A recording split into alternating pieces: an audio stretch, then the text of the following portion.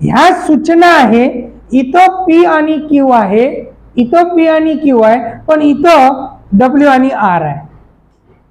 हे विधान आहे. W@R चाही अर्थ असा होईल W हा R पेक्षा मोठा आहे किंवा समान आहे, असं त्याचं म्हणणं आहे. ओके, परत अजून समजा कुठं असलं दुसऱ्या प्रश्नात तर अजून वाचायचं नाही. सगळ्यात पहिली स्टेप, ह्या सर्व सूचनेचं रूपांतर मी सांगतो तसं पहिले करून घ्यायचं. पहा, P@Q, मग @चा अर्थ काय होते, @चा अर्थ काय होते, पहिले रूपांतर करून घ्यायचं. ओके, ठीक. आता P हा Q पेक्षा मोठा आहे किंवा समान आहे. P हा Q पेक्षा मोठा है ना, म्हणजे P हा Q पेक्षा कसा आहे, मोठा. पडलं ना, असं म्हटलं ना, P हा Q पेक्षा मोठा आहे. P Q पेक्षा मोठा आहे, मोठा किंवा समान आहे म्हणते, किंवा है ना, म्हणून याला असं लिहिलं जातं. म्हटलं P हा Q पेक्षा मोठा आहे किंवा समान आहे. समजलं? ठीक आहे. आता कॉपीराइट चिन्ह काय सांगते, कॉपीराइट असं सेपरेट लिहून घ्यायचं. P हा Q पेक्षा लहान आहे किंवा समान आहे, लहान आहे किंवा समान आहे, P Q पेक्षा. ओके, ठीक. त्याच्यानंतर पर्सेंटचा अर्थ होते, पर्सेंटचा अर्थ की P हा Q पेक्षा मोठा आहे. P Q पेक्षा कसा आहे, मोठा. इथं पूर्ण परफेक्ट लिहून दिलं, P हा Q पेक्षा मोठा आहे, कन्फर्म मोठाच आहे. समजलं? ठीक. आता P हा Q पेक्षा लहान आहे, म्हणजे इथं आस्टरिकचा अर्थ होते की P हा Q पेक्षा कसा आहे, लहान आहे. पडलं? लहान आहे. आता P हा Q पेक्षा मोठा नाही किंवा लहान नाही, म्हणजे कसं आहे, समान आहे, इक्वल आहे, है ना. ठीक. म्हणजे इथं डॉलरचा अर्थ होते की P आणि Q कसे आहे, मग समान. झालं इथं लिहू. आता या सगळ्यात पहिले असं लिहिलं, मग आता माहित झालं आपल्याला काय करायचं, दुसरी स्टेप. ठीक आहे. या विधानाचं रूपांतर पटकन या कोडेड मध्ये करून घ्यायचं. $M म्हणजे D हा डॉलर सांगते, इक्वल आहे M सोबत, असं म्हणत. हा वेळ वाचन मग आता. ठीक आहे, प्रत्येक वेळेस वाचत नाही बसायचं. ओके, ठीक. असं रूपांतर करून घ्यायचं. ओके, D आणि M कसा आहे, समान आहे. आता M%W, पर्सेंट काय सांगते की M हा असा आहे W पेक्षा. समजलं? ठीक. ओके, कॉमा W@R सांगते की W हा मोठा किंवा समान आहे R पेक्षा. झालं? ठीक. ओके, म्हणजे याचं रूपांतर केलं. आता इथं लिहिलं आपण. आता त्याच्यानंतर आपल्याला या विधानाच्या आधारे पहिला निष्कर्ष सत्य आहे का दुसरा सत्य आहे हे शोधायचं आहे. मग हा निष्कर्ष काय सांगते पहा, R*D, तर ऍस्टरिक सांगते की R हा D पेक्षा कसा आहे, लहान, हे शोधायचं आहे. R लहान आहे D पेक्षा, हे शोधायचं आहे निष्कर्ष. शब्दाकडे लक्ष द्या. ओके, ठीक. मग आता R आणि D कुठं आहे, D इथं आहे, R इथं आहे, याच्यावरून शोधा लागेल ना. आता मी सांगतो कन्सेप्ट, त्याच्याकडे लक्ष द्या. ठीक. पहा काय कन्सेप्ट आहे. समजा A लहान आहे B पेक्षा, A लहान आहे B पेक्षा, आणि B मोठा आहे C पेक्षा. ओके, अशी सिच्युएशन आली, हा कन्सेप्ट सांगत आहे. ठीक. आता असं जर असेल तर A आणि C मध्ये कोणता निष्कर्ष असू शकते, A आणि C मध्ये A लहान असेल C पेक्षा का C मोठा असेल A पेक्षा, समान असेल. आता लक्ष द्या. ठीक आहे ना. पहा आता मी शिकवत आहे ना. ठीक. पहा आता समजा उदाहरणार्थ असं म्हटलं की B ची किंमत घेतली 10, B ची किंमत घेतली 10. A कन्फर्म लहान आहे B पेक्षा, मग A किती असू शकते, 9. C कन्फर्म लहान आहे B पेक्षा, 8 असं असू शकते. मग या कंडिशन मध्ये A कसा झाला मोठा, C कसा आहे लहान. बर, बी 10च घेऊ. ए लहान आहे बी पेक्षा, ए लहान आहे बी पेक्षा, मग ए समजा 7 असू शकते. सी मोठा आहे, सी लहान आहे बी पेक्षा, सी समजा 8 असू शकते. आता ए लहान झाला, हा मोठा आहे. ठीक आहे, काय म्हणत आहो. आता इथं मी 10 घेतो है ना, आणि आता हा 9 असेल आणि हा सुद्धा 9 असेल, असे असू शकते. आता इक्वली येत आहे, म्हणजे कधी हा मोठा येत आहे, कधी लहान येत आहे, कधी इक्वल येत आहे. कन्सेप्ट क्लिअर करा. मग हे क्लिअर झालं. जर असं चिन्ह असले तर या ए आणि सी मध्ये कोणताच निष्कर्ष निश्चित सांगता येत नाही. मग असं जेव्हा येईल तेव्हा ए आणि सी मध्ये निष्कर्षच काढता येत नाही, तेव्हा काय म्हणायचं, असत्य. काय म्हणायचं, असत्य. क्लिअर. ओके, अजून दुसरा कन्सेप्ट लक्षात घ्या. समजा आता हे असं किंवा इथं लिहितो मी, पहा है ना. समजा ए मोठा बी पेक्षा, बी मोठा सी पेक्षा, असं जरी असेल तरी ए आणि सी मध्ये कोणताच निष्कर्ष सांगता येत नाही. परमनंट लक्षात ठेवा. 36चा आकडा है ना, असं जर असेल म्हणजे एकामेकाकडे तोंड विरुद्ध दिशेने, तर ए आणि सी मध्ये कोणताच निष्कर्ष काढता येत नाही. क्लिअर. ठीक. जसं आता अजून ए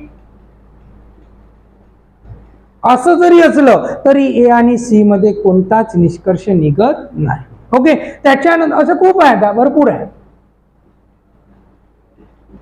कोणताच निष्कर्ष निघत नाही. समजलं.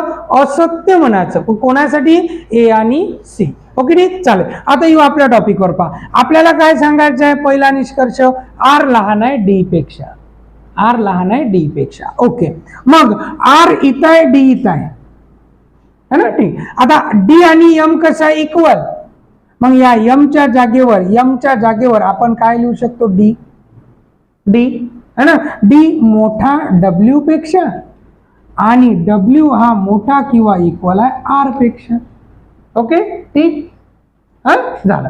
आता हा इथं किंवा शब्द आहे, किंवा. मग एक हे अशी कंडिशन आली, एक तर असं म्हणू शकता डी मोठा आहे डब्ल्यू पेक्षा आणि डब्ल्यू मोठा आहे आर पेक्षा, किंवा है ना डी मोठा आहे डब्ल्यू पेक्षा आणि डब्ल्यू इक्वल आहे आर सोबत.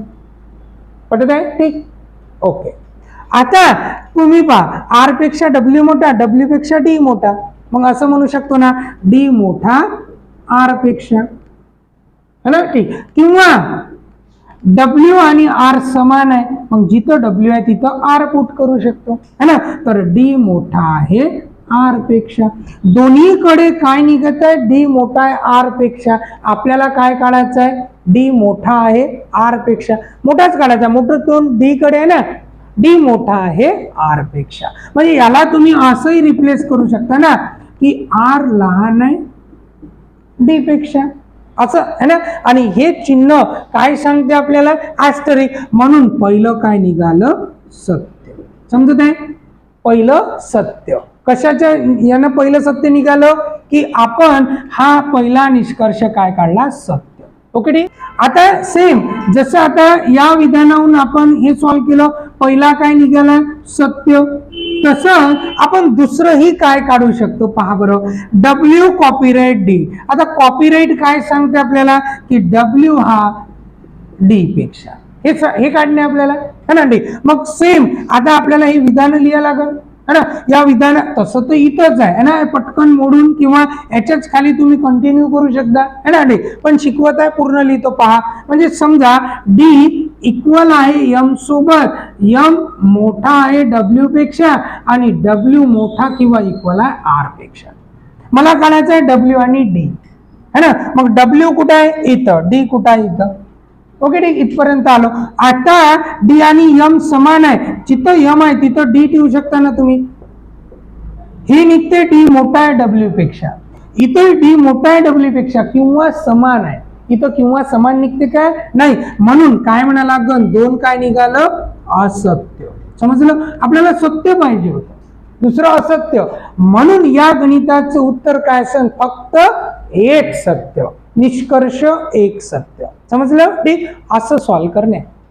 आता प्रश्न 2 विधाने है ना. ठीक. आता या विधानाचं पटकन रूपांतर करायचं. के ऍस्टरिक टी, ऍस्टरिक चिन्ह सांगते के हा लहान आहे टी पेक्षा. टी कॉपीराइट बी म्हणजे टी हा बी पेक्षा @ हा. बी कॉपीराइट यम, बी हा असा आहे यम पेक्षा. आता पाहू निष्कर्ष. यम पर्सेंट टी, पर्सेंट काय सांगते की यम हा मोठा आहे टी पेक्षा. ओके. हे आपल्याला निष्कर्ष काढायचा आहे. यम आणि टी. मग यम कुठं आहे? इथं. टी कुठं आहे? इथं. लक्ष द्या. पहा एकाचं तोंड इकडं आहे, एकाचं तोंड इकडं आहे. या दोघात निष्कर्ष निघते काय? असत्य. पटलं? झालं गणिताचं उत्तर. के कॉपीराइट बी. आता के कॉपीराइट बी है ना. कॉपीराइट, मग कॉपीराइट सांगते आपल्याला की के हा असा आहे बी पेक्षा. आता के आणि बी कुठे आहे? के इथं आहे, बी इथं आहे. पहा दोघांची तोंड एकमेकाकडे है ना. असत्य. म्हणून तो कन्सेप्ट शिकला होता पहिले. हा दोन्ही काय निघालं या गणिताचं उत्तर? असत्य. इतका सोपा टॉपिक आहे. पटलं? नक्की? चालेल. तिसरं लिहा प्रश्न, त्याच्यावरचा तिसरा प्रश्न. ओके. तुम्ही इथं असं नोट्स मध्ये लिहायचं तर वाटल्यास तुम्ही असं करू शकता. यम आणि टी आहे. टी हा बी पेक्षा यम पेक्षा, म्हणून टी व यम मध्ये कोणताच निष्कर्ष काढू शकत नाही. कोणताच निष्कर्ष है ना काढू शकत नाही, म्हणून असत्य. अजून दुसऱ्या याच्यासाठी तुम्ही करू शकता. कोणताच निष्कर्ष निघत नाही म्हणून असत्य. आता तुम्हाला लिहायचं असेल तर तुम्ही लिहू शकता. आता तिसरा प्रश्न है ना. आता आपल्याला माहित झालं काय, तर ह्या विधानाचं पटकन पहिले रूपांतर करून घ्यायचं है ना. हा बी @h. मग @ चिन्ह सांगते आपल्याला असं की बी हा है ना @h कॉमा बी ** यम है ना. h ** यम म्हणजे h हा यम पेक्षा लहान आहे कॉमा यम $n. मग डॉलर चिन्ह सांगते यम आणि n कसा आहे? इक्वल आहे. ओके. ठीक. यम आणि n इक्वल आहे. आता पटकन काय करायचं आहे? या निष्कर्षावरून आपल्याला काय निष्कर्ष काढायचा आहे? तर बी @n म्हणजे बी हा n पेक्षा मोठा आहे किंवा इक्वल आहे. बी आणि n शोधायचा ना. मग इकडं लक्ष द्यायचं. बी कुठं आहे आणि n कुठं आहे है ना. बी इथं दिसत आहे, n इथं दिसत आहे है ना. ठीक. बी आणि nच पाहिजे, बाकीच्याच आपल्याला घेणे देणं नाही है ना. ठीक. मग यम आणि n कसं आहे? इक्वल आहे. यम आणि n इक्वल आहे. मग जिथं यम दिसते तिथं n लिहू शकतो. n है ना. एकाचं तोंड इकडे आहे, एकाचं तोंड इकडे आहे. बी आणि n मध्ये कोणता संबंध लागत नाही, तेव्हाच असत्य म्हणायचं. समजलं? म्हणजे पहिला निष्कर्ष काय निघते? असत्य. ओके. ठीक. पेनही चालवायचं काम नाही. पहिला निष्कर्ष असत्य. ओके. आता आपल्याला दुसरा निष्कर्ष काढायचा आहे की n% इथे n मोठा आहे h पेक्षा. n आणि h मध्ये पहा, n इथं आहे, h इथं आहे किंवा इथं आहे ना. यम आणि n इक्वल आहे, इक्वल आहे. मग यम च्या जागी n लिहू शकतो, h n. ओके. मग काय पाहिजे? n मोठा h पेक्षा. n मोठा h पेक्षा आहे ना. n मोठाच आहे ना. म्हणून दुसरा निष्कर्ष काय निघते? सत्य. मग या गणिताचं उत्तर काय असेल? फक्त 2 सत्य. 2 सत्य. ओके. ठीक. घ्या मग लिहू. कोडेड कंपॅरिझन नाही म्हणजे सांकेतिक तुलना है ना, असं म्हटलं आपण. मग सगळ्यात पहिले या गणितात आपण काय करतो, तर हे जे काही दिलं असन याचं आपण काय करून घेतो? रूपांतर है ना. ठीक. म्हणजे $b म्हणजे ए हा बी पेक्षा लहान नाही, म्हणजे डॉलर चिन्ह काय सांगते की ए हा बी पेक्षा लहान नाही. ए बी पेक्षा लहान नाही म्हणजे कसा आहे? मोठा. मोठा. ए बी पेक्षा लहान नाही म्हणजे मोठा किंवा समान. ए बी पेक्षा लहान नाही पण तो समान असू शकते. लक्षात येत आहे? असं रूपांतर झालं पाहिजे. पहिले विद्यार्थी इथं चुकते. ठीक झालं. इथं जर चुकले तर पूर्ण गणितच चुकलं. हा ठीक, द्या लक्ष. आता शिकवताना व्यवस्थित शिकून घ्या. ए हा बी पेक्षा लहान नाही, कन्फर्म ए बी पेक्षा लहान नाही. मग ए कसा असेल, मोठा किंवा समानी असू शकते. ठीक आहे, चालेल. त्याच्यानंतर हॅश चिन्ह काय सांगते शिकवताना लक्ष द्यायचं. ए हा बी पेक्षा मोठा नाही, ए बी पेक्षा मोठा नाही म्हणजे कसं असेल, लहान किंवा समान. समजलं आता? ठीक. आता @ चिन्ह काय सांगते, तर ए हा बी पेक्षा लहान नाही किंवा समान नाही. ए हा बी पेक्षा लहान नाही किंवा समान नाही म्हणजे कसा आहे तो, मोठा. समजलं? कन्फर्म. ओके, चालेल. आता कॉपीराइट चिन्ह काय सांगते ते पाहून घेऊ, है ना. ठीक, कॉपीराइट ए हा बी पेक्षा लहान नाही किंवा मोठा नाही म्हणजे कसा आहे, ए हा बी पेक्षा लहान नाही किंवा मोठा नाही म्हणजे कसा आहे, समान आहे ना. ठीक. आणि इकडं पर्सेंट चिन्ह सांगते की ए हा बी पेक्षा मोठा नाही किंवा समान नाही म्हणजे ए कसा आहे, मग लहान. ओके, ठीक. असं रूपांतर करायचं. त्यानंतर आता हे 3 विधान आहे. या विधानाच्या आधारे हे 3 निष्कर्ष, सत्य की असत्य ते ओळखायचं आहे. ठीक. ओके. H% जे, मग H हा पर्सेंट कसा आहे, जे पेक्षा लहान, कॉमा. जे कॉपीराइट N म्हणजे जे हा कॉपीराइट सांगते इक्वल आहे N सोबत, कॉमा. N @ R चिन्ह सांगते N हा मोठा आहे R पेक्षा. समजलं? ठीक. असं रूपांतर करू. ओके, ठीक. आता पहिला निष्कर्ष काढायचा आहे R% जे. पहिला निष्कर्ष काढायचा R% जे. पर्सेंट चिन्ह काय सांगते पहा की R हा जे पेक्षा कसा आहे, लहान. मग R आणि जे, R कुठं, जे कुठं, पहा जे इथं आहे, R इथं आहे. जे आणि N कसे इक्वल, मग जिथं N आहे तिथं जे म्हणू शकतो. मग जे हा मोठा R पेक्षा, जे मोठा R पेक्षा आहे, जे मोठा आहे R पेक्षा, म्हणून पहिला निष्कर्ष काय निघत आहे, सत्य. ठीक आहे ना, पहिला सत्य. ओके. आता दुसरा निष्कर्ष पाहू आपण. पहा H जे, H हा जे पेक्षा कसा आहे, मोठा है ना. @ चिन्ह सांगते H जे पेक्षा मोठा है ना. ठीक. मग H कुठे आहे, इथं, जे इथं. यानेच सांगितलं विधानात H लहान निघत आहे जे पेक्षा, H लहान निघत आहे विधानावर. मग हा दुसरा काय निघाला, असत्य है ना. दुसरा झाला असत्य. आता तिसरा निष्कर्ष पहा. N @ H म्हणजे N हा मोठा आहे H पेक्षा, हे काढायचं आहे. ठीक. N इथं आहे, H इथं आहे. जिथं N आहे तिथं J लिहू शकतो किंवा जिथं J आहे तिथं N लिहू शकतो. H लहान, J च्या ठिकाणी N लिहू शकता तुम्ही. मग आपल्याला करायचं N मोठा H पेक्षा, हे करायचंय ना. N मोठा निघते H पेक्षा, म्हणून हा सुद्धा काय निघते, सत्य. म्हणून या गणिताचं उत्तर 1 आणि 3 सत्य है ना. 1 व 3 सत्य हे आपल्या गणिताचं असेल उत्तर. ठीक आहे, चालेल. घ्या मग चला पहा, द्या लक्ष. आता समजा M जे आहे, मग याचं आपण रूपांतर करून घेऊ. @ चिन्ह सांगते आपल्याला M मोठा आहे जे पेक्षा, कॉमा. जे $T सांगते की जे हा असा आहे T पेक्षा, comma. T copyright N copyright सांगते की T आणि N कशा इक्वल है ना. ठीक, आलं लक्षात आता है ना. ठीक. आता हा पहिला निष्कर्ष. N जे, हॅश काय सांगत आहे, तर N हा जे पेक्षा लहान आहे किंवा इक्वल आहे हे शोधायचं आहे है ना. ठीक. N आणि जे, मग N इथे आहे, जे इथे आहे. T आणि N इक्वल आहे म्हणून जिथं T आहे तिथं N लिहू शकतो है ना. ठीक. म्हणजे जे मोठा किंवा इक्वल आहे N पेक्षा, म्हणजेच आपण असं म्हणू शकतो N लहान आहे किंवा इक्वल आहे J पेक्षा है ना. ओके. म्हणून हा पहिला काय आला, सत्य. याला आपण असंही लिहू शकतो ना है ना. ठीक, काहीच बदललं नाही. ठीक. म्हणून पहिला काय निघाला, सत्य. ओके, चला. T% M, पर्सेंट काय सांगते की T हा M पेक्षा कसा आहे, लहान.